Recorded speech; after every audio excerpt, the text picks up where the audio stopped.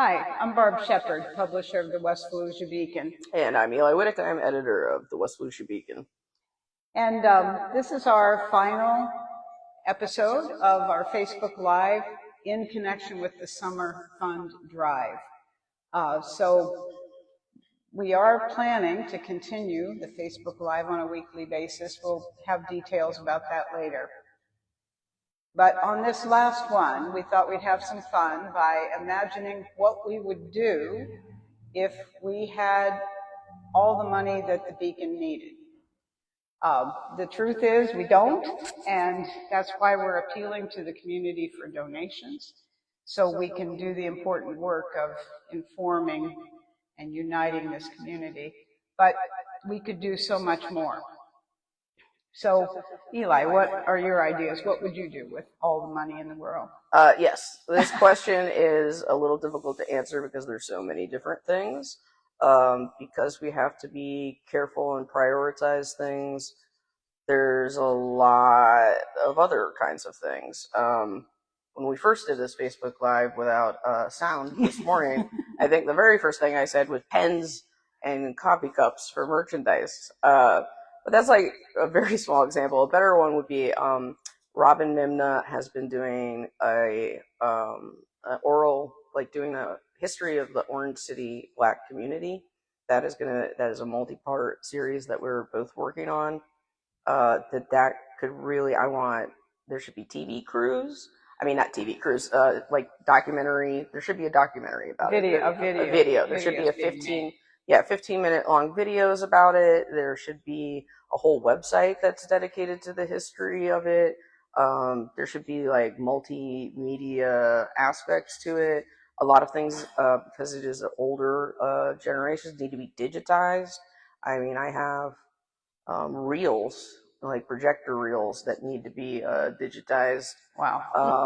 Of the 60s and 70s, and it's really important because that generation, we're losing some of the people every year that really need to be talked to and need to get their stories down. So that should be a large multimedia project that should, would ideally have like $10,000 behind it. Right. And not everything is breaking news or a car wreck that happened. Another part of being a local newspaper is that we are creating the community's history, an archive of that. They're the newspaper of record, like when you think of what a citation is, newspaper articles, Yeah, we because have they are verified and fact checked. There's 33 years of reporting locally that the Beacon has done. So along with that, another thing would be to have a dedicated server and a dedicated website to the Beacon's archives, because there's so much work that's been done, so much of the history that's been told. But, money. Yeah, money. Well, the first thing I would do if we had more money is pay people more.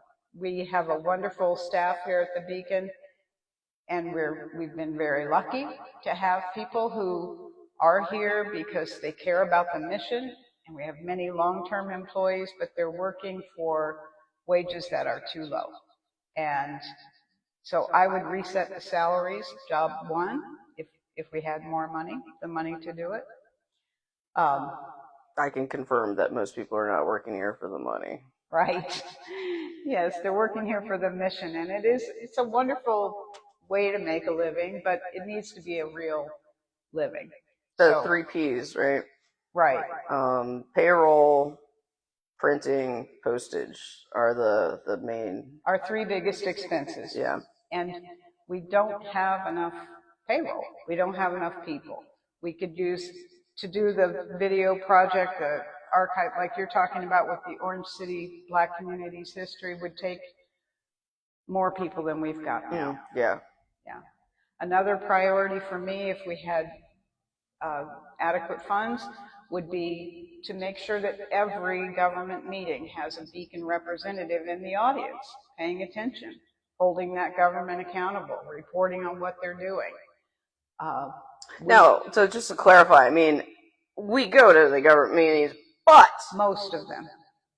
There are a million government meetings. There's not just the regular city commission meetings. There are also the technical review committees. There are the PLDRCs, which is the Planning Land Development Regulation Commission meetings. Mhm. There's the historic review meeting. And that's just 3 committees that almost every city would have. Right. So just times that times the cities. Right. And that is often where the information comes out first, is in those meetings. Development is a good example. We often hear the complaint from readers that we don't find out about these big controversial developments until they're at the city commission stage and everything's pretty much done. We can't make a difference.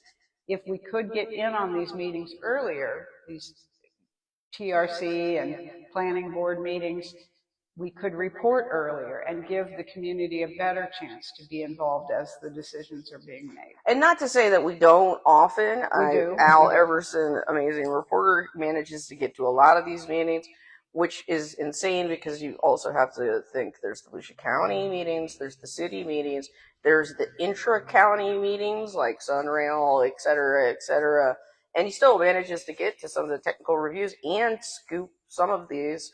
But people also forget developments probably start at least 3 years at least before even coming to the city commission for come up for a final vote. Yeah. You mentioned Al Everson, so I'll have another thing to do with some money, is find an intern who would stick to Al Everson like glue and follow him around and learn how he does the amazing things he does. Yeah, there's a lot of institutional knowledge that needs to be, passed along, and because right.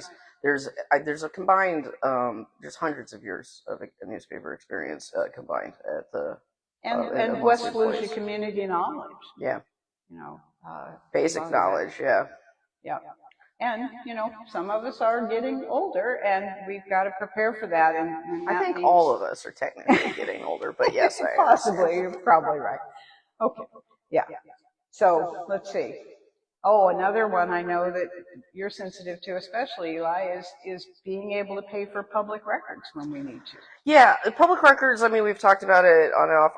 A lot of times they do, we're fine, but when it's a large data dump or it's a lot of information, it requires staff to compile it for us, and a lot of different governments will have different algorithms for that. It's staff time plus, etc. Sometimes these become cost prohibitive, especially for more in-depth investigative stories. Mm-hmm. And we're talking about like $500 a pop to pull information from the Florida Department of Education. And, when you're prioritizing all the things that we need to do, that's just not going to be one of them. I'm proud of what we do with the funds we do have. And we shepherd them very carefully. We watch our money, but we could do so much more, and it's nice to just think about what we could do if we had the funds. Yeah, I mean, it'd be true for everybody, right? It's not like the economy is doing amazing for everybody, and there's so many different newspapers that. One thing I'm really proud of, this newspaper is really weathering all of these papers coming and going and closing down. That's right. And there does seem to be a kind of a little bit of resurgence, but it was weathering that storm. Because imagine being in a local news desert Yeah, be rough. So and it's a good time to say thank you to all the people who have donated during this summer fund drive. There have been many, and we appreciate every donation, whether it's the $2 donation or the $2,000 donation. We've seen a lot of support from the community, and that goes beyond just the money. Yeah. We feel that you recognize the value of having a local newspaper, and that means everything to us, because we do work very hard to get it out every week. Yeah, I mean, it's amazing for the community to do this. It's also, it's because we are the community, and right. This newspaper, we feel, is your newspaper. So it belongs to you. That's right. Yeah. So and we'd like to meet you. We're to wrap up our summer fun drive this Saturday, July 4th at noon. We'll be meeting at Witt's Frozen Custards for a little social hour. What? Here's the scoop. Or Here's the Scoop. Here's the Oh, Scoop. yeah, great. Good title. Okay. Okay, so we'll go down to Witt's 224 North Woodland Boulevard. We'd be so happy to see you. We're going to gather there at noon on Saturday, on July 4th, and you're certainly welcome to come. Talk to us about the newspaper. Tell us what you would do if you could, if you could run the Beacon, and how would you spend an extra bit of money? You can leave that in the comments too. Tell us where we're falling short, what you'd like to see that we're not doing right now. Yeah, we can do, and we're your newspaper. Let us know. We're right downtown. The door opens and Yeah, well, we love, people from the community walk in all the time, and happy to meet with you and get to know you better. Yeah, for sure. And that's that. All right, that's that. We'll see you next week with a new format. We'll let you know what's coming up.